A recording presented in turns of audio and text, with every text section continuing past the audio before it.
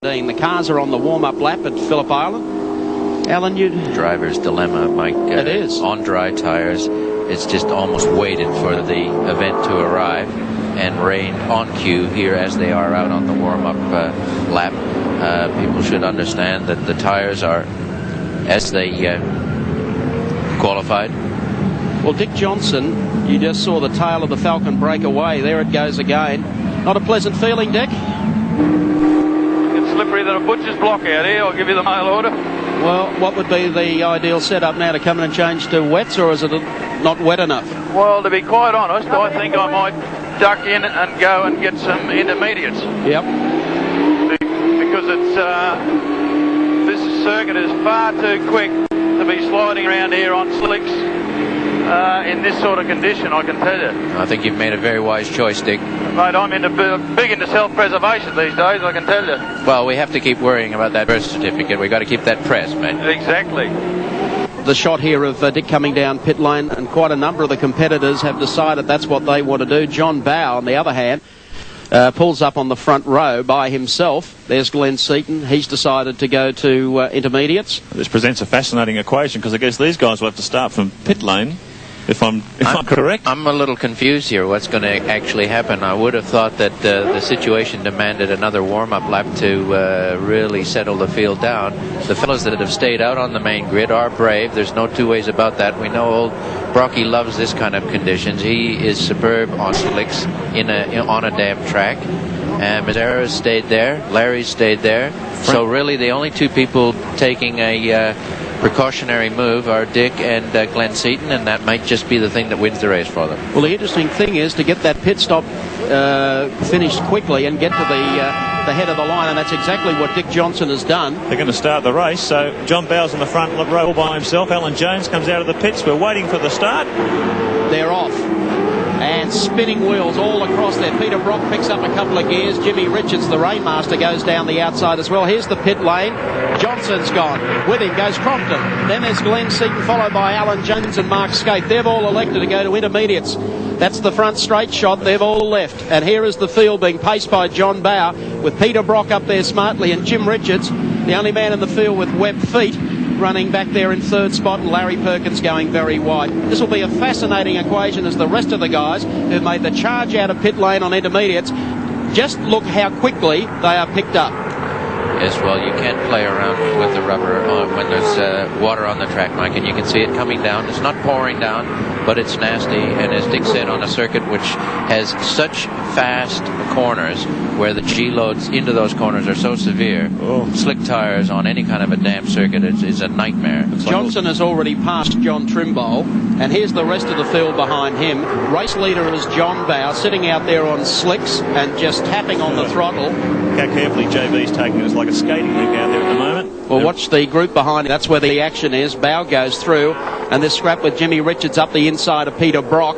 The next one is Wayne Gardner, and you'll notice Johnson trying to come through this group here, separating them. There's cars all over the place that are trying to pick their way through. There's Chris Smurden. And that's Neil Crompton going with Dick Johnson. Back behind them, the two PJ Falcons and Mark Scaife. Kevin Waldock's Komatsu Falcon in there too. So the leaders pick their way through the tail end. Is a fascinating situation here. Oh, down on the inside comes Wayne Gardner. He takes Brock. Perkins stays in there.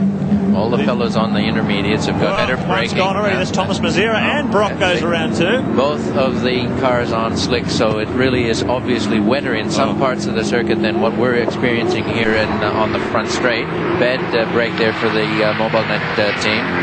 But truly, the fellows on slicks, it's Brave City out there. This is not fun. Well, here comes Bowe across the line. Now, he's opened it up to a huge gap. I think you'll find that Wayne Gardner runs in second spot. Perkins is third. Bob Jones in the Ampol Max 3. Greg Crick is next, followed by Crompton, who's got past Johnson.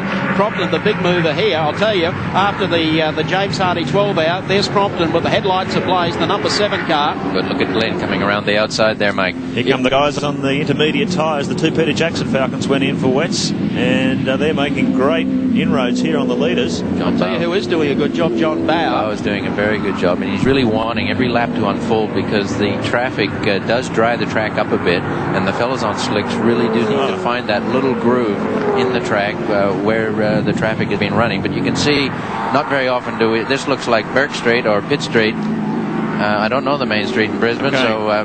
Here's the order. Gardner in second. And Alan Jones in third.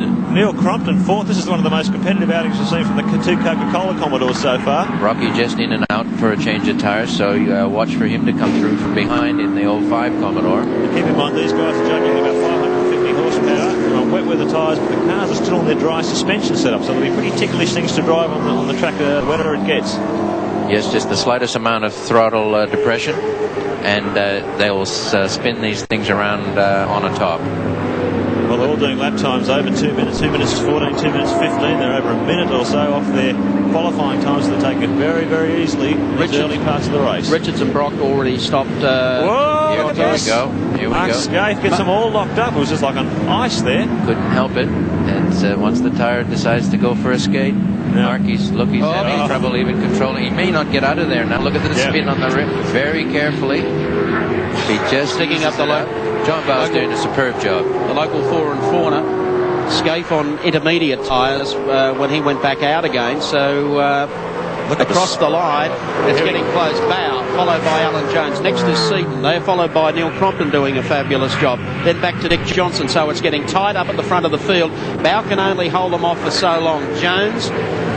Well, look at the times come tumbling down. JB's done a 2 minute, Jones done a 1:53, so he's chopped a huge amount of time. You can see here as he just rounds him up very easily. Here comes his teammate Glenn Seaton behind him, both on intermediate tyres. And boy, it was a tough decision. Did you go with them or didn't you? The results are showing now. JB took the risk, and as our STP race cam graphically shows, he's going to get left behind unless he pulls into the pits pretty soon.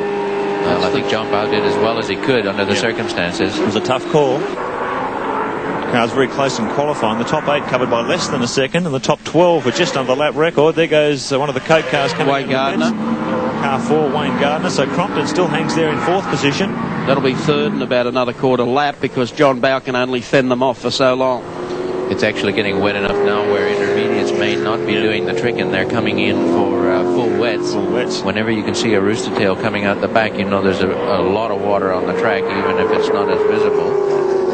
So there's Crompton making a move up on John Bow. That's the dispute for 3rd place at the moment. Last time around, all the guys went on to the wets down about 1 minute 54, 53 second lap time, so it's a big advantage at this stage. But, look at it gets a little bit sideways there as they turn in. That's a difficult corner in the dry, so you can imagine what the car control is required here in the wet. Just tippy toe, just a slight amount of turn in, up onto the top of the circuit. What a fabulous job John Bow has done so far. Neil Crompton takes advantage of that extra grip he's got as he sneaks under Bow for 3rd position as they come onto the